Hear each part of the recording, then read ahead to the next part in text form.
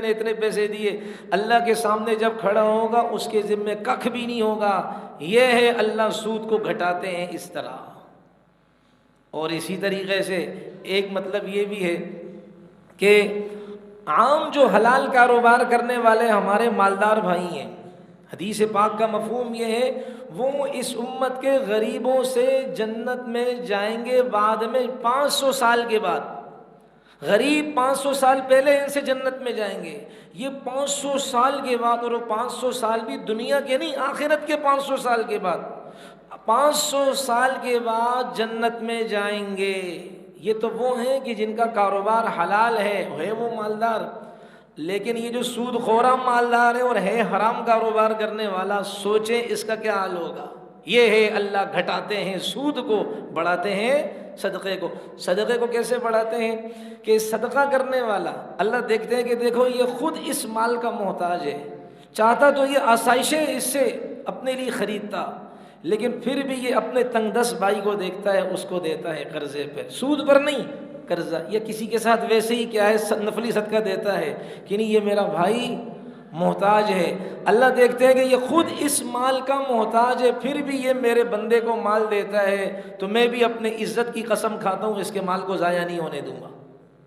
یہ ہے یہ اللہ جو بڑھاتے ہیں نا صدقے کو، یہ بڑھانا ہے۔ دوسرا اس طرح بڑھاتے ہیں اللہ اس کی عزت میں اضافہ کرتے ہیں، اس کی وجاہت میں اضافہ کرتے ہیں، اللہ اس کی قد کاٹھ میں اللہ اضافہ کرتے ہیں۔ تیسرا فائدہ یہ ہوتا ہے غریب جولیاں بھر کر دعا کرتے ہیں، اللہ تجھے خوشیاں دے، اللہ تجھے عزتیں دے کہ تو نے ہمیں یاد کیا، ہمارے ساتھ تعاون کیا۔ تو ظاہر بات ہے ایک انسان کے پیچھے ہزاروں زبانیں دعائیں کرنے والی ہوں تو خود بتائیں اس کی زندگی میں کتنی برکت ہوگی۔ اور چوتھا فائدہ کیا ہے کہ لوگ وہ بھی کیا ہے اس سے ڈریں گے، نہیں بھائی یہ تو اتنا ماشاءاللہ اپنی گنجائش کے اعتبار سے صدقہ خیرات کرتا ہے، نیکی کے کام کرتا ہے، ہم کیوں اس کے مال کو ضائع کریں، ہم تو اس کو سپورٹ فراہم کریں گے کہ یہ غریبوں کا رکھوالا ہے، غریبوں کے ساتھ ہمدردی کرتا ہے۔ اور آخرت کا فائدہ کیا ہے جو صدقہ خیرات کرتا ہے؟ آخرت کا فائدہ ابو ہریرہ رضی اللہ عنہ کی روایت سن لیں کہ جناب نبی علیہ الصلوۃ والسلام نے ارشاد فرمایا، جس کا مفہوم یہ من تصدق بعدل تمرۃ من کسب طیب ولا يقبل اللہ الا طیبا، کہ جس نے کھجور کی ایک گٹھلی کے برابر اللہ کی رضا کے لیے پاکیزہ مال میں سے، حلال مال میں سے صدقہ کیا، اس لیے کہ اللہ تو حلال مال کے صدقے ہی کو قبول کرتا ہے، فإن اللہ یأخذہ بیمینہ، اللہ تعالیٰ اس ایک گٹھلی کو اللہ اپنے ہاتھ سے لیں گے، اپنے ہاتھ سے اللہ لیں گے اور پھر کیا کریں گے وَيُرَبِّيهَا لِصَاحِبِهَا، اللہ تعالیٰ اس کو لے کر کیا کریں گے، اس کو پالیں گے۔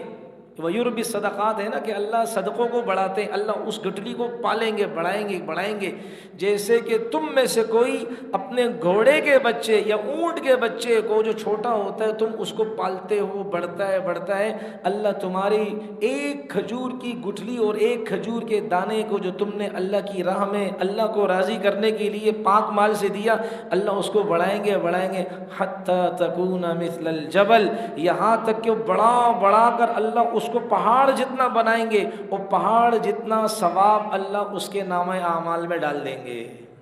یہ ہے آخرت کے اعتبار سے اللہ تبارک و تعالی صدقے کو، خیرات کو اللہ کیا کرتے ہیں، بڑھاتے ہیں۔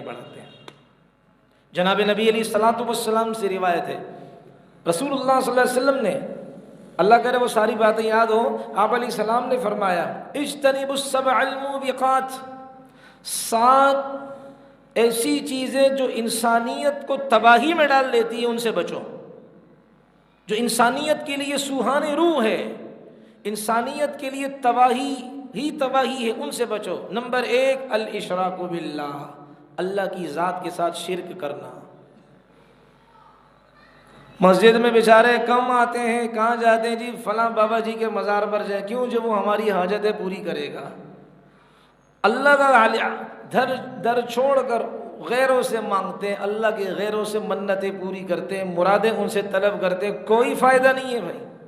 الاشراک باللہ، نبی نے فرمایا اس شرک کرنا اللہ تبارک و تعالیٰ کے ساتھ یہ ہلاکت میں ڈالنے والی چیز ہے۔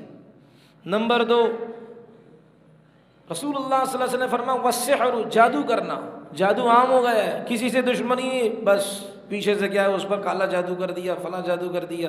یہ انسان چلے وہ تو چلا گیا قبر میں، زیادہ سے زیادہ کیا کہ یہ قبر میں چلا گیا، اب کیا کرے گا یہ؟ کیا قبر میں بھی کیا فرشتوں کے اوپر کوئی یہ اپنا داؤ چلائے گا کہ اس کو زیادہ عذاب دیا جائے؟ نہیں، ختم. لیکن یہ جادوگر تو تباہ ہو گیا نا. عورتیں جاتی ہیں جادوگروں کے پاس، جادو کرواتی ہیں ان سے. مرد جاتے ہیں کہ میرا کاروبار جو ہے نا وہ مجھے فلاں پر شک کی بنیاد پر سارے گیم ہو رہے ہیں، سارے جی فلاں پر شک ہے. ارے بھائی میرا اللہ کیا کمزور ہے کہ اس اللہ تبارک و تعالیٰ کے پاس رزق کے خزانے ہیں، ہم اس اللہ کے در پر آئے. جتنا ان جادوگروں کے پاس گئے اپنا ایمان خراب کر دیا، اتنی منتیں اللہ سے کریں، خدا کی قسم صبح ہونے سے پہلے اللہ فیصلے کر دیں گے.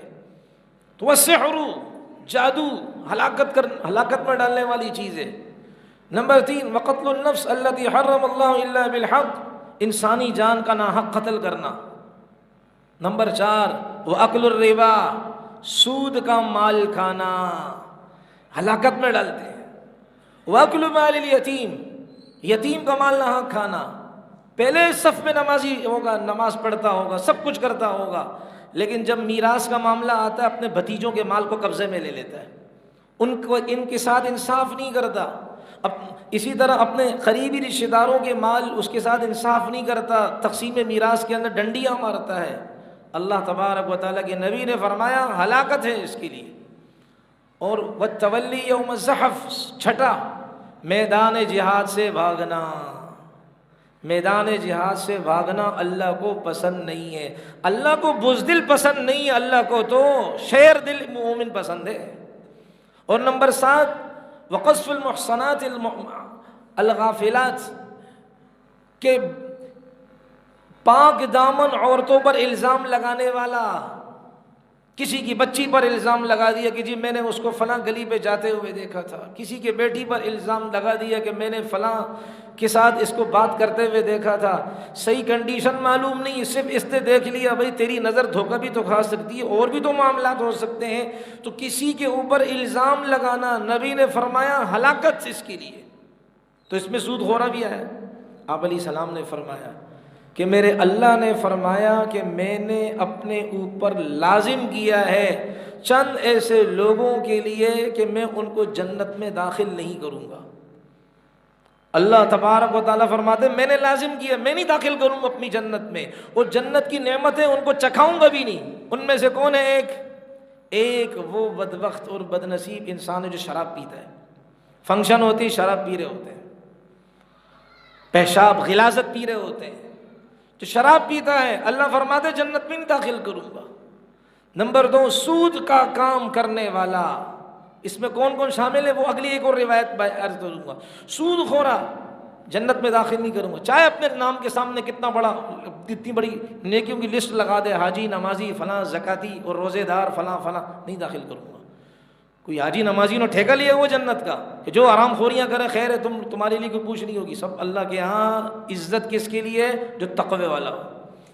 اگر حاجی حرام خور ہوگا اللہ کے ہاں اس کی کوئی ویلیو نہیں، مکھی کے پر کے برابر بھی اس کی کوئی ویلیو نہیں ہے، اپنے گھر کا ہوگا بڑا. اور اسی طرح اللہ کے حبیب نے فرمایا جس کا مفہوم اللہ کمی بیشی معاف فرمائے، یتیم کا مال کھانے والا. چوتھا وہ انسان جو اپنے ماں باپ کا نافرمان ہو. آج گرل فرینڈ کے سر پہ درد ہوتا ہے، اس کی نیندیں اڑتی کم بخت اور بدبخت کی. ماں پوری رات کروٹیں بدلتی ہے، اس کو ماں کی بے چینی کا خیال نہیں ہوتا. گرل فرینڈ رات کے 2 بجے کہے کہ مجھے فلاں پیزا چاہیے، یہ کم بخت بھاگے بھاگے بندر کی طرح لٹو کی طرح جائے گا. ماں کہے بیٹا آج فلاں چیز چاہیے، اماں میرے پاس پیسے نہیں ہے، ٹھیکہ میں نے تھوڑی اٹھایا ہوا ہے، تو اللہ بھی کہے گا تیرا ٹھیکہ میں نے تھوڑی اٹھایا ہوا، تم جیسے کم بخت کو میں جنت میں لے کے جاؤں، دفع ہو جاؤ، اٹھا کر پھینک دو باہر گلی میں. نئی تہذیب کے انڈے ہیں گندے، مجھے کوئی ضرورت نہیں میری جنت میں ایسے کم بختوں کی جو ماں باپ کی نافرمان.